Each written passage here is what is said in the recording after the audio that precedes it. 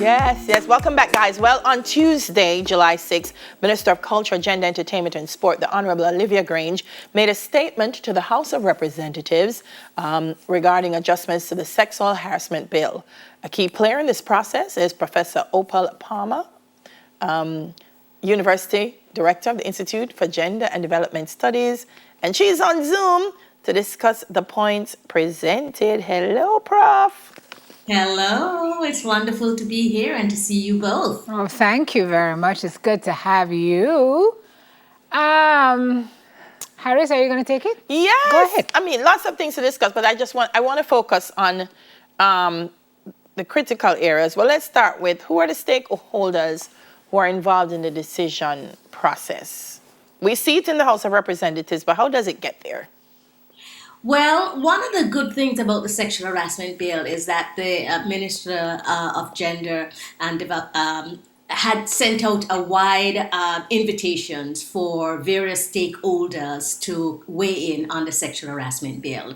And I thought that was very important and necessary. So there was a wide, diverse cross-section of stakeholders, including the Institute for Gender and Development Studies at the University of the West Indies, and a lot of other CEOs who were invited to review the bill and to make recommendations. So, and I think this is why we now have what we have, because we've had all of those important participants looking at the bill and making considerable and serious recommendations to amend it. Okay, so where are we with this bill now, Prof? Because it's a very, very important bill that we need to be ratified, put in, rolling out. Yes. And a lot of people feel like, can we get on with it already? But we know how these processes go. Right, and we're doing everything we can, and a number of other stakeholders are doing everything they can to ensure that this year the sexual harassment bills gets passed.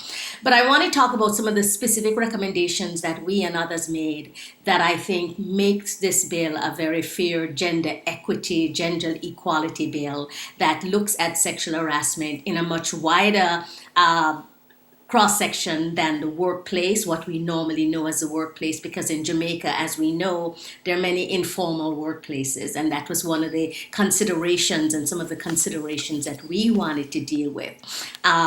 So yes, we are hoping, we are very fingers crossed that this will in fact become law by the end of this year or before the end of this year. And then, of course, as you know, something gets enacted, but there needs to be a procedure to roll it out, and we need to have insurance that these things will be adhered to. We have to educate the public. There has to be a large, important part of this is really to educate the public. Yep, absolutely. What is sexual harassment and what are the ramifications for both companies, small or large, as well as the general public. So workplaces now where? Because we're thinking office and that's what comes to your mind first. But you're making a recommendation that workplace be looked at on a broader scale.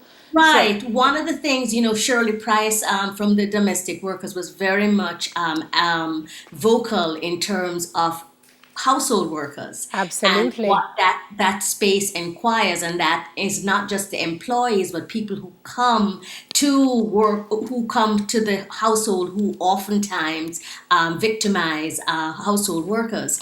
So whereas all of the wider landscape that we would like is not necessarily addressed, but there are those considerations for that, for schools, for instance, for other public institutions, clinics and hospitals and things like that, which are very important, and particularly for the protection of our children, that school and the spaces that they occupy are considered, and there are rules and regulations governing those kinds of spaces. Absolutely. And so some of the recommendations that you would have made for inclusion in the bill?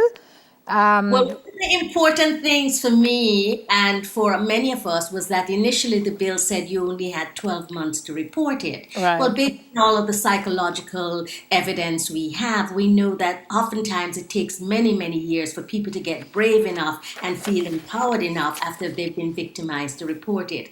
We had advocated for 10 years, we have 6 years, and we're good with that. 6 years is reasonable, particularly for the context of Jamaica. And so that for us was an important win, so that victims, women, men, whomever, have that time to recover, to feel empowered to make those claims. Yeah, one of the things, and a critical area is the recommendation for the institution of a sexual harassment policy statement, vital to every organization and so on. Is this policy statement going to be provided by the committee, or are you hoping that organizations will come up with their own? Well, they're going to be having a template because we understand, depending on the size of the organization, that would be very, very difficult necessarily for people to draft something from scratch. Mm-hmm. So they will be provided with a template that they can modify to based on their company. Now, the University of the West Indies, and we've had a sexual harassment policy since, I think, 1992. We're in this process of upgrading it and making sure that the processes and the procedures work. Because as you know, you have a policy, but then there has to be processes and procedures and implementation. And this is where we tend to fall down. So no, companies will not have to start from scratch. They will be given a template mm-hmm. that they can then modify and curtail for their specific companies. Let's talk about the confidential register. Yes, big, especially in Jamaica where we see, nobody seems to keep things confidential. But that is also important because we need to have a record. What we have found, what the data will suggest, what the data supports, is that they're oftentimes repeat offenders. So someone does victimize someone and the company dismisses them, they go to somewhere else and they do it again. What a registry will do is provide documentation on repeat offenders, and therefore it hopefully will serve to let them seek help or amend their ways. But it's important at this time in place when we have so much sexual act of violence against all kinds of people, all kinds of persons, that we establish a registry. And again, the confidentiality of that is going to be important. That's something we're going to have to grapple with. One of the discussions is that it can be housed similarly like employee documents are housed in HR, that HR persons would be trained and it would be managed there. And certainly for smaller companies, that would be the most adequate place for that kind of data to be maintained. But it's important that we keep a record so we know what is happening and we know what amendments need to happen. Doc, so much more to discuss, but I'm glad we were able to narrow in on the critical areas. It's a dialogue that we have to continue here in Jamaica amongst all offices. One of the members of the House of Representatives said it's going to require a culture change, mm-hmm. Not just in reporting, but in also understanding what sexual harassment means mm-hmm. and so on. Mm-hmm. All right. Thank you, Prof, always, for speaking with us. And yes, the big thing will be the cultural change, rolling out an educational program so that everyone is on board and understand what needs to happen and what shifts we need to make. Mm-hmm. All right. Thank you, sir. Seismic shifts. Professor Opal Palmer-Adisa, yes. University Director of the Institute of Gender and Development Studies. Coming up next, a rewind interview on the attitudes of singledom. Interesting. We'll be right back with that.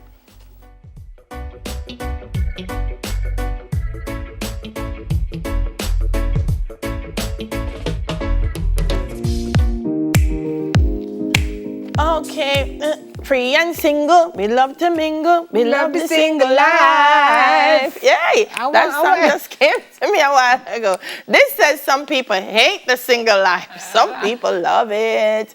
Sonia Winter, licensed associate clinical psychologist, stopped by in 2016 to chat with us about living single.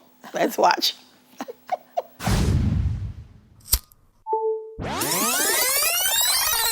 First of all, Sonia, I want you to define single for me. Because I think some people don't know what single. Some people married but single, in a relationship but single. So when we say single, when we say single, what do we mean? Okay. For the purposes of our conversation, yes. I think it's a good place to start for sure. And when I think of singledom, against this conversation of not being in a partnership.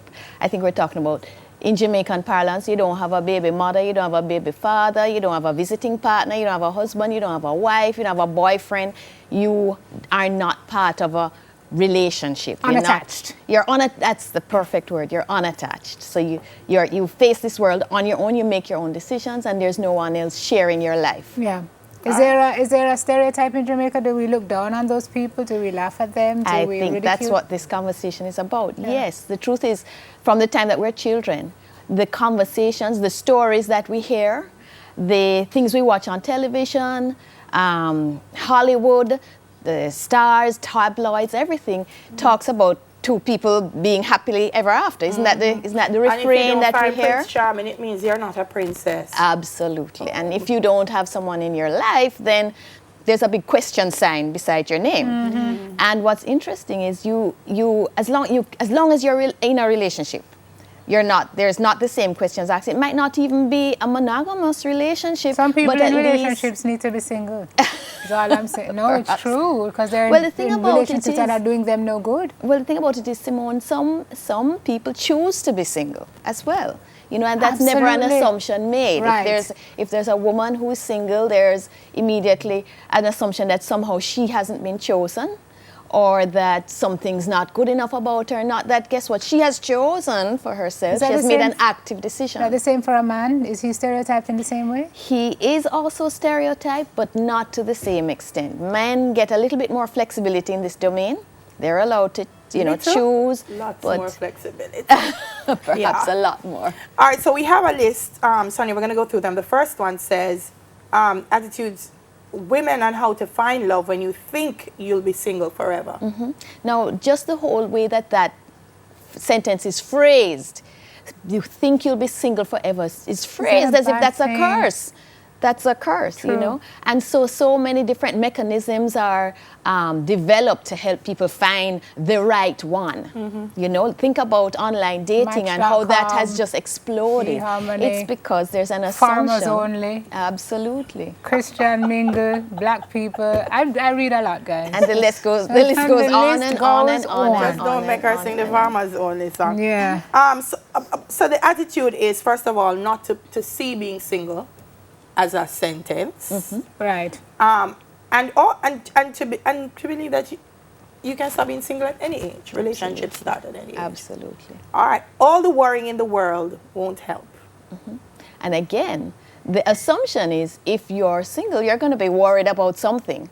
Because if you have any personal challenges, suddenly it's placed against the backdrop of if you're single. Yes. So that implies if you're in a relationship, then all your personal challenges will be solved. And let's not even talk about loneliness. Loneliness is completely ameliorated if you're in a relationship. That's the assumption that comes with phrases such as those, which, as you and I know, is not necessarily the case. Correct. That Correct. we can be in Some a relationship. of the relationships are via social media. Absolutely. But many relationships have two people in them, but loneliness is still very real.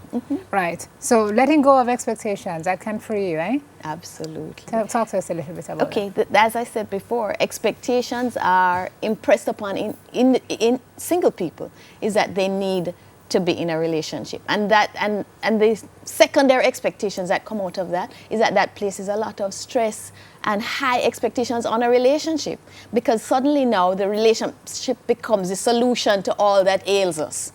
Okay, so that in this other person you look for a sort of an all-purpose person, a person to be your friend for life, a person to be your sexual partner, a person to be your advisor on all things large and small, a person to be your cheerleader, a person to be your domestic helper, a person to be your provider, a person, and the list goes on. And all of this is embodied in this one person to whom you're dedicating your life. And those are some high bars for any relationship to get over. All right. Those are the downsides. Kadeen, I don't know what SO means. It says your eventual SO is becoming the right person for you as you read this. Not sure. Let's just go to the next one, because Loving yourself is most important. Critical. Absolutely. Yeah. And loving yourself is very important, not only if you choose to be single, but if you choose to be in a relationship. And I think that's where there are a lot of misunderstandings, in that people don't realize it is in knowing yourself, knowing and loving yourself, that you can best be a part of a partnership where you can love someone else and accept their love. Yeah, so it takes me back to what SO means. You see, I don't know these single terms. Your eventual significant other. Oh, I knew that's what it meant. mean. I thought it was strategic I outcome. didn't know what it meant. It's becoming the right person for you as you read this. gosh. Okay. And that's part of loving yourself, eh? Absolutely. And creating the person that you want to be. Because if you want someone to be this person, then you have should to create attract- somebody yeah, too that yeah. somebody. Yeah. Think of how you'd act if you already had a partner. Is that You how see, that ties into what Delia just said. It's almost as if someone else has to complete me. You Jerry know, Maguire. and I'm not, exactly, you Yeah. know, that's that phrase that has... You complete has me. Absolutely, has Saw so the much movie? popularity, you know. Don't get me wrong, I hope that the impression is not that it's important to be in a relationship or there's something wrong being in a relationship. Yeah. But I think the point is that there are certain consequences to these attitudes towards people being single. Yeah. And that's what we're talking about. This is the one that I live by and I love. There are more than enough people to go around. So we all don't have to see the one person and say, see Prince Charming there. And so we're all going to fight and compete over that one person. And again, it's because we're looking for Miss Right and Mr. Right. Charming. Absolutely. And And then I know Mr. say Right. Prince Charming not one nothing, you know, if King Charming not dead, Prince Charming do have a thing. We don't reach girl talking. And What time then, did you do? and then the thing about it is Mr. Right, there's a long laundry list of boxes that Mr. Right has to tick, you know, at least, you know, in our mind before we get into this relationship. And many of them And- unrealistic. Not eh? to mention quite you have to pass Queen unrealistic. Charming. Forget So anywho, yeah, they have some They say we have girl to go, talk, we girl have to talk. go. You have the power to make changes for different results, and romantic love is great, but it's not the only kind Okay, that can and that's fulfill another you. thing. That The thing completes about the it list. is, the thing about it is that too often we place all expectations again on the romantic love and the relationship, and some of our other relationships die when we can in fact get a great deal of fulfillment, a great deal of personal development from all sorts of other relationships. Wonderful. Excellent. Thank you, my darling. If you can't ride the horse, now run behind Prince Charming. And what? If you can't ride the You horse, can't run a horse now. no what? Now run behind Prince Charming. Actually, it's brilliant advice. Now that I hear it, it does sound like brilliant. And if you can ride the horse, make sure you saddle up, True, if you because the can't ride gonna be painful True. at times. Because Prince Charming, I forgot. And if you can't lift you, put you upon your ass. Can two people really ride one horse comfortable though? Small people. Somebody gonna jump. Small people.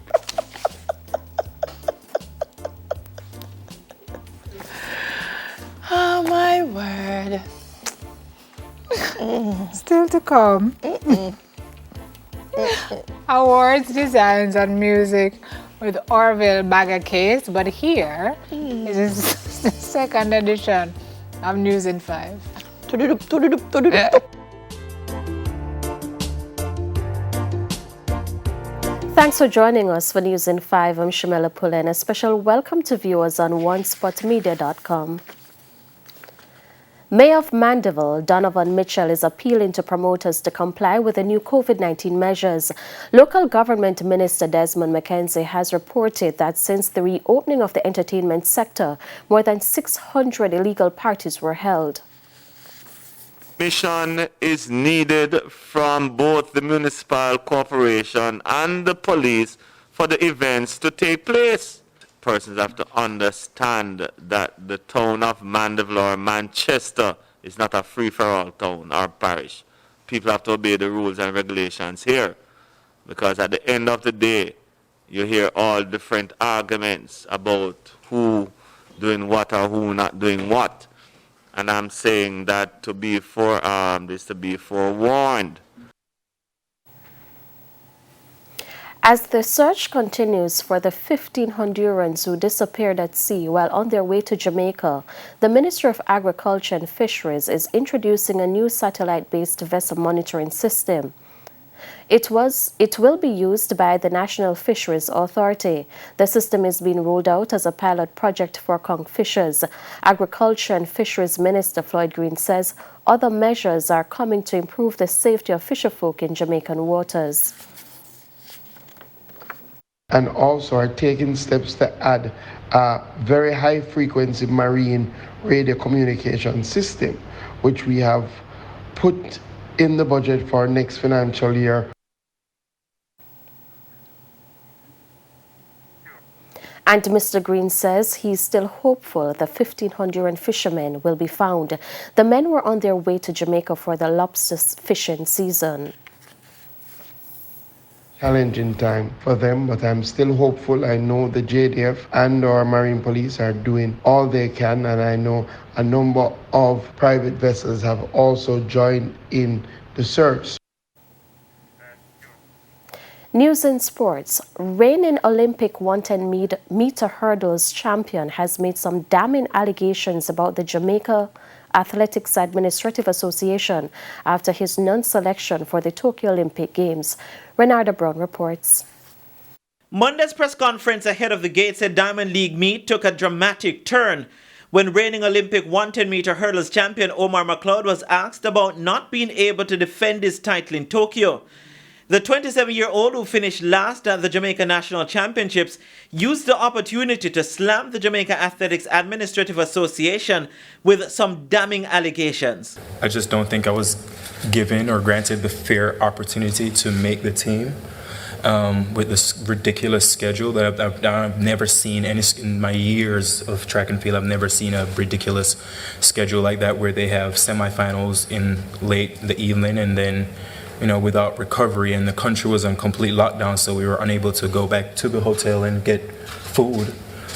So my team and I, we did the best we could. We went to a little lounge at the hotel and drank some soup and a salad before, because that's all they had. Trying to go back to the track at 5 in the morning for finals at 8. I mean, that's stupid. But McLeod's lockdown comments contradicts a social media post made hours after the race. His social media post stated, quote, "After the semis, my team and I rushed up back to the hotel, got there around 10 p.m., had to get a massage, eat dinner, then tried to get some sleep," end quote. McLeod also spoke about applying for a medical exemption. In the morning, I had the most human moment where I had a severe cramp before the race, and in that moment, I just didn't know what to do. I thought my country would have had my back. We did a medical exemption. Hoping that it's been done for Usain Bolt and so many athletes before, where they couldn't run in the final or something happened and they fill out a medical exemption. And I mean, that was Usain Bolt. I mean, you couldn't deny him from going to the championship. However, head of the J3A's medical committee, Dr. Warren Blake, says a medical exemption was sought, but a request was made after the race was run. You can't apply for a medical exemption after you have run. Then there was the non-selection comment.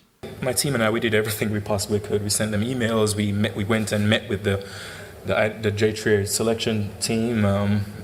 We did everything that we could. When TVJ Sports reached out to chairman of the selection committee, Lincoln EATMON, he expressed surprise about McLeod's comments, stating that, quote, "There were no assurance given that he would have been selected," end quote. Commonwealth Games champion Ronald Levy, Damian Thomas, and 2012 Olympic bronze medalist Hansa Parchment, the top three from the championships, will represent Jamaica at the Tokyo Olympics, with Philip Lemonius, who finished fourth, named as an alternate. Renarda Brown for TVJ Sports. And that's the news in 5. I'm Shamela Pullen. On behalf of the entire team, have a wonderful day. Stay tuned for more Smile Jamaica. It's morning time with Simone.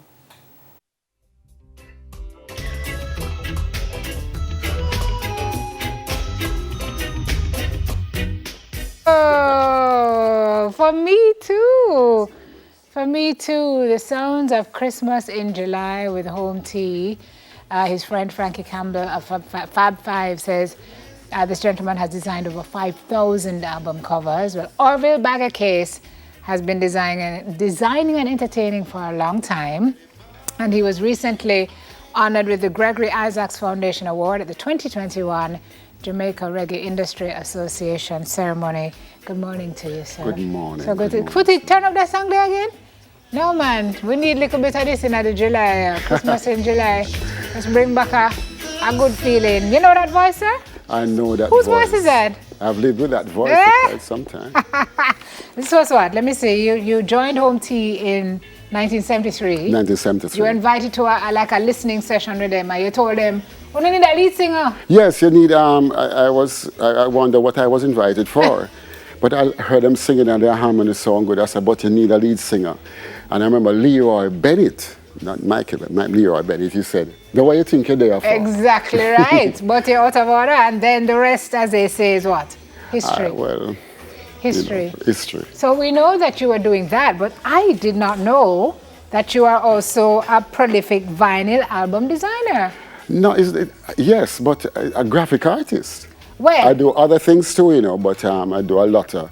so album what came design. first, the singing or the? Both came the same time, because I was told when I was a child, I used to draw, you know those fab boxes and the Tide boxes? Yes. I used to draw them in the dirt and draw the logos and everything. So maybe I've been a logo designer from birth. For a long time. Okay. So what is your training in both areas? Well, I learned graphics at Graphic Arts. I started at Swing Magazine after Kingston Technical. I went to Kingston Technical and I learned technical drawing and all those things. TD, and so you art had and your everything. T-square and all these Yes, things. oh God, I used to use that. And then I went to Swing Magazine and then off to Graphic Arts, where I learned everything. That was my university where I learned everything. How the printing, you know, how to bend certain things, how to design, how to set up things. I was always in a studio, yes. So tell me how you got to do your first album cover. That first album cover, I remember it was Get Smart by Leroy Smart. And I did it for Gussie Music Works. And I remember just putting what I learned at Graphic Arts on this. You must remember, you know, when we are going to do this thing, it's a white sheet of paper. You'll have to put something on that white sheet of paper. Everything, not Yes. just something. Yes, It has to everything. be representative, it has to be aligned, it Yes. has to be relevant, it Yes, has to speak and to the it has work. to speak to the producer. Right. The music on it. So I listened to the music and it was successful. I remember I said to Gussie, they look at it and they said, I don't have to look at it. It's all right, man. I said, okay. Translated well. So does one feed the other? Because you say I had to look at them, I had to listen to the music. So when you listen to the music, do you kind of see? I'm curious as to how that process works. Yes, Does it feed an image to your mind? Yes, but most of all, I know when I listen to the music, yes, but most of all, I listen to the producer, what the producer wants.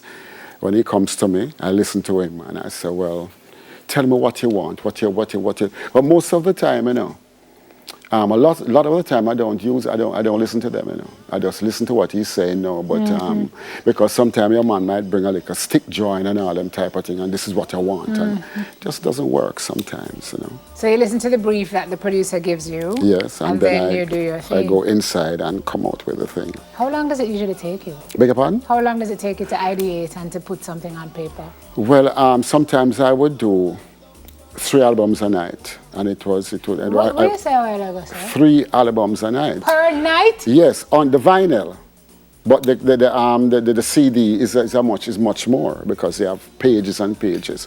But the vinyl, the back and the front, sometimes 3 per night, and sometimes I get so confused. I don't know what to do. Then you must I would get confuse up and walk. I would get up and walk and go in a supermarket and just look in the supermarket. And to cleanse your palate. Yes, yeah, you know, to draw from what I'm seeing. 3 per night? 3 per night. That's crazy. Yeah, man, 5 per week, 6 per week, and all them thing. 4, yeah, but you know, whatever the jobs come, you have to do it. Because you know, I worked 14 years with VP, you know. I know, and you were also with Dynamics for 15 years. Yes. That's a lot of album covers. That's a lot of work right through the night. So how do you maintain originality for each project when you've touched some 5,000 projects? Let me tell you, this 5,000 business kind of have me out, because it can be less and it can be more. I am not sure, but it's a lot of jackets. But let me try to answer your question. So you weren't cataloging the work? Not necessarily. I didn't know that I would be on TV talking about my graphics. I always come on the TV to sing. But I wasn't doing that. We can do the singing before you leave. That would be nice. But it's so interesting that you were just going along and doing all this work and not like taking stock of where you were as you went along. And I was told to do that, I remember going to Los Angeles with Home Tea, and I met a graphic artist by the name of Donna Klein. And she told me you must do that today, you must put everything, write down everything, and you must try to get residuals. Yes. And I tried, but nobody wanted to give me that. What?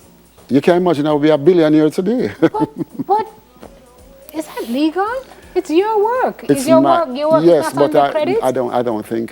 Yeah, she told me that she works with Schwarzenegger and all those big movies. She's all right now, and she told me that you should get that. You should get points. That's incredible. Even a 1%. Yes, absolutely. Yes. So if you were to have regrets, that would be one of them, no? That is one of them. Although I would live the same life anyhow, but that would be one of them. You said that would be one of them. Do you have others? Regrets? Yes. Yes. Just sometimes when I do look back, sometimes I look back on a particular work and I say I should have done that, I should have done this, and I should have done that. But the main regret is because I couldn't get the 1% or the 2% per album. Wow, let that be a lesson. Only one producer said that he would do that. That's crazy. One producer, but we were not going to call that particular. Yeah, of course not, of course not. Tell me about this award and what it means to you. I just want to say thanks to Jaria and to the Greg Isaacs Foundation for this wonderful,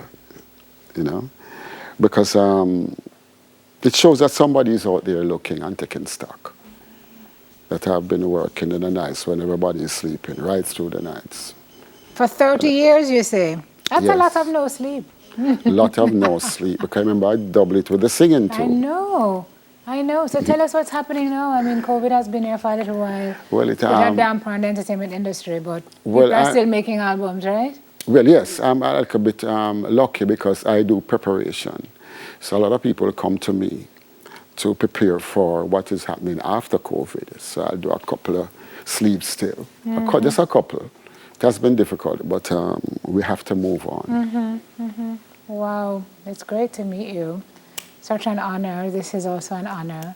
Can't believe you've done all this work, and anyway, you can't live in the past, but certainly looking ahead, you know what to do in future. Okay, so you're going to sing us out? Am I going to sing? You said that you don't used to come on TV to talk, you used to come on TV to sing. So well, I'll sing if you sing with me. All right. Why did I have to say that? What am I going to sing now? What are you going to sing? What am I going to sing? I don't know. What you want to sing? Most naturally, I can't sing Make the Christmas Catch in. Of course you can. No, sir. No, we don't have rules here. But we can sing Christmas in. Saying, I worry about you. When you're gone, I get blue. I knew when we met that I'll worry about you. Me? Of You're course. not to worry, man. All is well.